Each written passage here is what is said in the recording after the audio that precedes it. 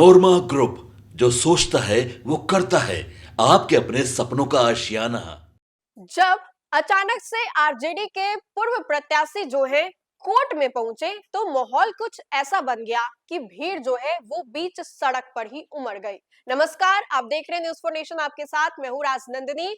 लल्लू मुखिया की बात कर रहे हैं हम। लल्लू मुखिया जो कि एक लंबे समय से कोर्ट कचहरी के मामले में फंसे हुए हैं और कहीं ना कहीं लल्लू मुखिया को लेकर के आए दिन जो खबरें हैं वो भी सामने आते रहती है। इसी कड़ी में आपको बताएं तो लल्लू मुखिया को लेकर के ये बड़ी जानकारी सामने आई, जहां पर लल्लू मुखिया की पेशी हुई कोर्ट में।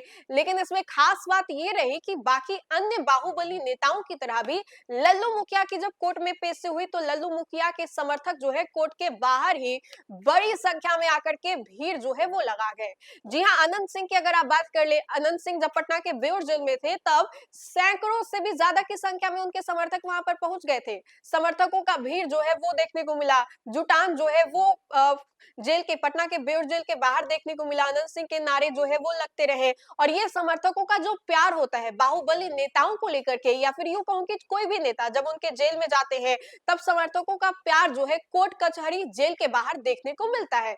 कुछ ऐसा ही हुआ जब लल्लू मुखिया की पेशी कोर्ट में हुई। लल्लू मुखिया के समर्थक जो है भीड़ काफी ज्यादा लगा दिए। भीड़ कहीं ना कहीं अनियंत्रित हो गई, लेकिन जब कोर्ट के अंदर लल्लू मुखिया जाते हैं तो भीड़ अपने आप कम हो जाती है। बाहुबली नेताओं का बिहार में अलग ही बोलबाला जो है वो रहा है। इसी कड़ी में एक के बाद एक बाहुबली नेताओं का जो नाम है वो जुड़ता चला जा रहा है। और ऐसे में लल्लू मुखिया की खबर हम आपको बता रहे हैं, जहां पर लल्लू मुखिया जो है कोर्ट में पेश होने जाते हैं और इसी दौरान उनके समर्थकों की भीड़ जो है वो काफी ज्यादा लग जाती है।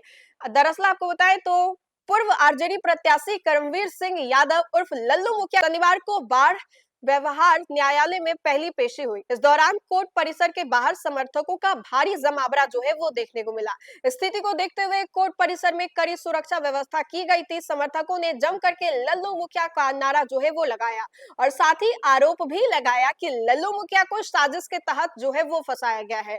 दरअसल लल्लू मुखिया को कांड संख्या 98/2023 में अप्राथमिक अभियुक्त जो है वो ठहराया गया। लल्लू मुखिया को शनिवार को दोपहर करीब 3 बजे न्यायालय में पेश किया गया। पेशी के दौरान समर्थक लगातार न्यायालय परिसर में मौजूद रहे और अपने नेता के समर्थक में नारेबाजी करते रहे।